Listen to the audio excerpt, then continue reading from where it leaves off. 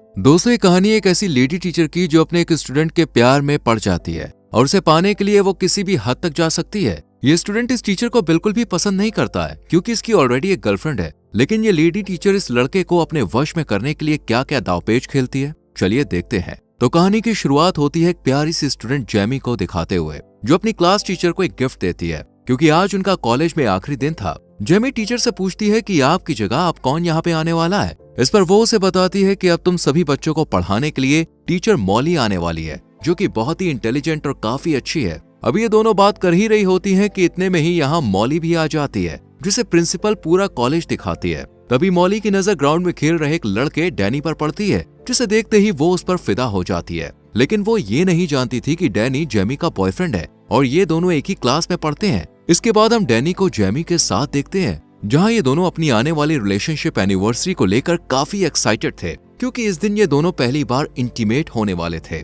इसके बाद हम जेमी के डैड को देखते हैं, जो बस पूरा दिन घर में रहकर पबजी खेलते रहते हैं, जबकि जेमी की मॉम डबल शिफ्ट करके घर का पूरा खर्चा उठाती है, जिस वजह से जेमी के पेरेंट्स के बीच हमेशा से ही झगड़ा रहता है। जेमी को भी ये सब बिल्कुल अच्छा नहीं लगता, लेकिन वो अपने डैड से कुछ भी कह नहीं सकती थी। अगले दिन क्लास में मॉली अपने बारे में सभी स्टूडेंट्स को बताते हुए लगातार डैनी को ही देखती रहती है। साथ ही वो उसे क्लास खत्म होने के बाद एक्स्ट्रा क्लास लेने के लिए भी कहती है क्योंकि उसे डैनी पढ़ाई में काफी कमजोर लग रहा था। इस पर डैनी भी मॉली की बात मान जाता है और उससे एक्स्ट्रा क्लास लेने के लिए राजी हो जाता है। इसी दौरान मॉली उसे अपने पास बैठाती है और उससे कहती है कि अगर तुम्हें अच्छे कॉलेज में एडमिशन लेना है तो तुम्हें कल से ही क्लास लेना शुरू कर देना चाहिए। दरअसल ये सब मॉली की एक चाल थी। वो ये सब डैनी के करीब आने के लिए कर रही थी, लेकिन डैनी उसे कल की क्लास के लिए मना कर देता है क्योंकि कल उसकी और जेमी की रिलेशनशिप एनिवर्सरी थी। ये सब सुनकर मॉली को बिल्कुल भी अच्छा नहीं लगता। फिर जब डैनी यहाँ से जाने लगता है तभी मॉली उससे उसका फोन नंबर ले लेती है। अब घर आने के बाद भी मॉली का पूरा ध्यान डैनी पर ही होता है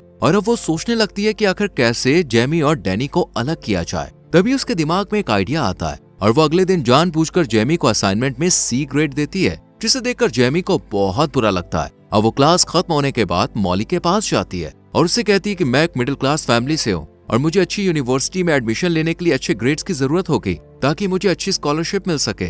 इस पर मॉली उसे कहती है कि अगर तुम्हें अच्छे ग्रेड्स चाहिए तो कल दोबारा इस असाइनमेंट को रेडी करके लेके आना, जिससे मैं तुम्हें अच्छे ग्रेड दे सकूं। ये सुनकर जेमी मॉली को अपनी एनिवर्सरी के बारे में बताती है, जो कि आज ही थी। तभी मॉली उससे पूछती है कि तुम्हारे लिए इन दोनों में से क्या जरूरी है, एनिवर्सरी मनाना या अच्छे ग्रेड हासिल करना। इस पर जेमी कोई जवाब नहीं देती और यहाँ से चली जाती है। इसके बाद वो डैनी से मिलती है और उसे सारी बात बताती है। साथ ही आज रात के लिए उससे माफी भी मांगती है क्योंकि उसे अच्छे ग्रेड लाने के लिए आज इस असाइनमेंट को पूरा करना था। लेकिन डैनी आज की रात उसके नजदीक आना चाहता था, इसलिए वो गुस्से में यहाँ से चला जाता है। थोड़ी देर बाद मॉली डैनी के पास आती है और उसे अपने साथ डिनर करने के लिए कहती है, जिसके लिए वो मान जाता है और दोनों एक रेस्टोरेंट में पहुंच जाते हैं, जहाँ मॉली डैनी से उसकी लव लाइफ के बारे में पूछती है। तब वो थोड़ा हिचकिचाते हुए उसे बताता है कि अभी तक जेमी और उसके बीच कुछ भी नहीं हुआ है क्योंकि जेमी अभी इन सब चीजों के लिए रेडी नहीं है। ये सुनकर मॉली समझ जाती है कि डैनी को आखिर क्या चाहिए, इसलिए वो उसके करीब आने की कोशिश करती है, लेकिन डैनी उस पर ज्यादा ध्यान नहीं देता है और अपने घर चला जाता है। अगले दिन जेमी डैनी से मिलती है तो वो उससे कल रात के बारे में पूछती है कि आखिर कल रात को वो कहाँ था। इस पर डैनी उससे झूठ बोलते हुए कहता है कि मैं अपने दोस्तों के साथ था। जेमी को ये सुनकर बहुत बुरा लगता है क्योंकि डैनी के दोस्तों ने उसे पहले ही बता दिया था कि वो कल रात उनके साथ नहीं था। इसके बाद हम दोनों को एक पार्टी में देखते हैं, जहाँ जेमी की खूबसूरती देख डैनी अपने आप को कंट्रोल नहीं कर पाता और उसे एक रूम में ले जाता है, जहाँ वो उसके करीब आने की कोशिश करता है, पर जेमी उसे बीच में ही रोक देती है, जिस वजह से डैनी का पूरा मूड खराब हो जाता है और वो यहाँ से चला जाता है। वहीं दूसरी तरफ मॉली अपनी कार को खुद ही खराब करके उसे ठीक करने के लिए डैनी को बुलाती है। डैनी यहाँ आकर उसकी कार को ठीक कर देता है, लेकिन कार को ठीक करने की वजह से उसके हाथ खराब हो जाते हैं। ये देखकर मॉली उसे अपने घर ले जाती है और एक टॉवल से खुद उसके हाथ साफ करती है, साथ ही उसके करीब आने की कोशिश करती है। डैनी भी इस बार अपने आप को कंट्रोल नहीं कर पाता क्योंकि अब सारी हदें पार हो चुकी थी और अब दोनों अच्छे से इंटीमेट हो जाते हैं। अगले दिन जब जेमी कॉलेज में जाती है तो मॉली उसे एक बार फिर से असाइनमेंट में सी ग्रेड देती है, जिसे देखकर जेमी को समझ नहीं आता कि आखिर वो उसके साथ ऐसा क्यों कर रही है, जबकि उसने तो इस बार बहुत ही अच्छा असाइनमेंट रेडी किया था। इसी दौरान जेमी की नजर एक खाली क्लासरूम में पड़ती है, जहां मॉली और डैनी अकेले बैठे हुए थे। ये देखने के बाद जेमी को अब डैनी पर शक होने लगता है, इसलिए वो क्लास खत्म होने के बाद उसका पीछा करती है और देखती है कि डैनी मॉली के घर जा रहा है। और जैसे ही वो घर के अंदर चला जाता है, जेमी खिड़की की मदद से अंदर झांकने की कोशिश करती है जहाँ उसे मॉली और डैनी एक दूसरे को किस करते हुए दिखाई देते हैं। अब जेमी समझ चुकी थी कि डैनी उसे धोखा दे रहा है, इसलिए वो रोते हुए वहाँ से चली जाती है, लेकिन उसे जाते हुए डैनी देख लेता है और उसके पीछे जाने लगता है। हालांकि मॉली उसे रोकने की कोशिश करती है, लेकिन वो नहीं रुकता और जेमी के पास पहुंचकर उसे माफी मांगने लगता है। साथ ही अगली बार ऐसा कुछ न करने का वादा भी करता है। ये सुनकर जेमी भी उसे माफ कर देती है, जिसके बाद रात में डैनी के पास मॉली का मैसेज आता है, लेकिन वो उसका रिप्लाई नहीं करता और अगले दिन कॉलेज में भी उसे पूरी तरह से इग्नोर करता है। खुद को इग्नोर होता देख मॉली अब काफी परेशान हो जाती है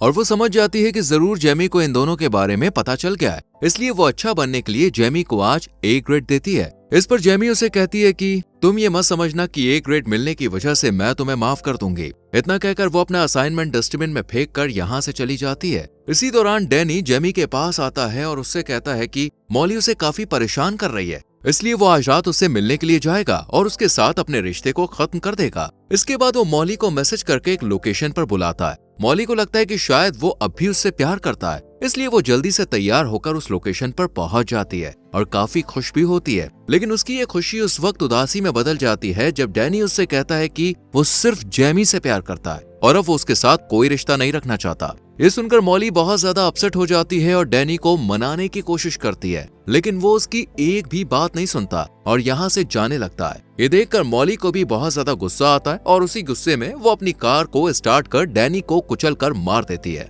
वहीं उसका खून एक कपड़े में भरकर जेमी के कार के बम्पर पर लगा देती है। साथ ही अपना फोन भी जेमी की कार में ही रख देती है ताकि सभी को लगे कि डैनी की मौत के पीछे जेमी का ही हाथ है और उसी ने उसे मारा है। इसके बाद वो मूवी देखने के लिए एक थिएटर में चली जाती है और मूवी के टिकट को अपने पास संभाल कर रख लेती है, जिससे वो पुलिस को ये दिखा सके कि जिस वक्त डैनी का एक्सीडेंट हुआ था उस वक्त वो थिएटर में मूवी एंजॉय कर रही थी। फिर हम मॉली को ऑनलाइन एक मैकेनिक को ढूंढते हुए देखते हैं, जिसे वो काफी सारे पैसे देकर अपनी कार को ठीक करने के लिए कहती है। साथ ही इस बारे में किसी को भी ना बताने के लिए कहती है। वहीं दूसरी तरफ पुलिस को जब डैनी की डेड बॉडी के बारे में खबर मिलती है तो पुलिस फौरन लोकेशन पर पहुंच जाती है और इस बात का पता लगाने की कोशिश करती है कि आखिर डैनी की इस हालत का जिम्मेदार कौन है। इधर जेमी को भी अब उसकी एक दोस्त डैनी की मौत के बारे में बता देती है, जिसे सुनते ही वो भागकर पुलिस स्टेशन पहुंच जाती है और पुलिस को बताती है कि उसे अपनी क्लास टीचर पर शक है, क्योंकि कुछ दिनों से मॉली और डैनी का अफेयर चल रहा था और कल रात वो मॉली से मिलकर सब कुछ खत्म करने वाला था। इसके बाद पुलिस देर न करते हुए मॉली के घर पूछताछ के लिए पहुंच जाती है, जहां वो उन्हें झूठ बोलते हुए कहती है कि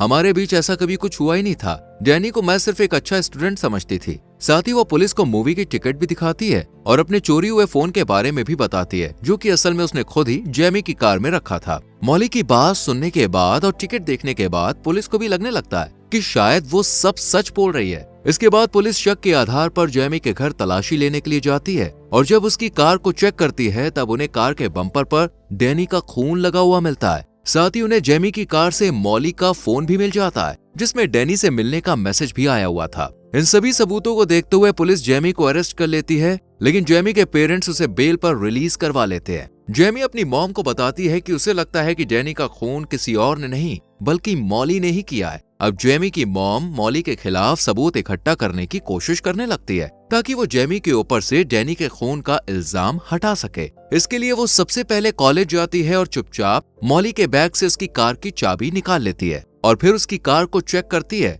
और तभी उसे उस मैकेनिक के बारे में पता चलता है। वो मैकेनिक के पास जाकर उससे मॉली के बारे में पूछताछ करती है, लेकिन वो उन्हें झूठ बोलते हुए कहता है कि मेरे पास ना तो इस नाम की कोई लेडी आई और ना ही कोई कार आई। ये सुनकर जेमी की मॉम काफी परेशान हो जाती है और वो उदास होकर यहाँ से जाने लगती है कि तभी उनके पास मैकेनिक की एक एम्प्लॉय आती है और सारा सच बता देती है कि किस तरह मॉली ने काफी सारे पैसे देकर अपनी कार को ठीक कराया है। जेमी की मॉम जब उसे पुलिस के सामने यही सच बताने के लिए कहती है तो वो इसके लिए मना कर देती है, क्योंकि मैकेनिक उसे जॉब से निकाल देता और ये जॉब उसके लिए बहुत जरूरी थी। इसके बाद जेमी की मॉम घर आकर अपने हस्बैंड से इस बात को शेयर करती है और जेमी भी चुपचाप उनकी बातें सुन लेती है और वो अपनी मॉम से मॉली के घर जाने के लिए कहती है, पर वो उसे मना कर देती है क्योंकि उसके पैर में ट्रैकर लगा हुआ था जो कि पुलिस ने लगाया था, जिससे जेमी कहीं भाग ना सके। हालांकि इस वक्त तो जेमी अपनी मॉम की बात सुन लेती है, लेकिन रात में जब इसके पेरेंट्स सो जाते हैं तब ये अकेले ही मॉली के घर पहुंच जाती है और अपने फोन में रिकॉर्डिंग ऑन कर लेती है ताकि मॉली की सच्चाई रिकॉर्ड हो जाए। लेकिन उसका ये प्लान फेल हो जाता है क्योंकि मॉली को जल्द ही पता लग जाता है कि वो रिकॉर्डिंग कर रही है, इसलिए वो उसके हाथ से फोन छीन लेती है और गुस्से में आकर सारा सच उगल देती है कि हाँ उसने डैनी को मारा है और अब वो जेमी को भी मार देगी। इसके बाद वो जैसे ही चाकू उठाकर जेमी को मारने के लिए आगे बढ़ती है, तभी पुलिस वहां पे आ जाती है। और पुलिस यहाँ आई थी उस ट्रैकर की वजह से। दरअसल जेमी जब अपने घर से बाहर निकली थी, तभी पुलिस ने उसके पैर में बंधे ट्रैकर की मदद से उसे ट्रैक करना शुरू कर दिया था, जिसके बाद पुलिस जेमी को रिहा कर देती है और मॉली को अरेस्ट कर अपने साथ ले जाती है। तो दोस्तों, अगर आप डैनी की जगह होते तो आप इस टीचर के साथ क्या करते, कमेंट में जरूर बताना। वीडियो पसंद आई हो तो लाइक और शेयर करके हमारे चैनल फिल्म एडिक्ट को सब्सक्राइब करना ना भूलें और बेल आइकॉन प्रेस करना। धन्यवाद।